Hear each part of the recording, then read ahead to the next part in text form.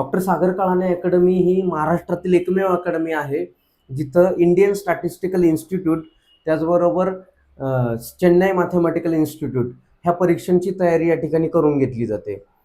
हे मी खूप जबाबदारीने का बोलतोय, कारण ISI किंवा CMI या परीक्षांची जर तयारी करायची असेल तर गणित हा विषय खूप मुख्य विषय मानला जातो आणि त्याच्यामध्ये ही परीक्षा फक्त गणित विषयामध्येच घेतली जाते. फिजिक्स केमिस्ट्री हे विषय त्या परीक्षेसाठी लागत नाही.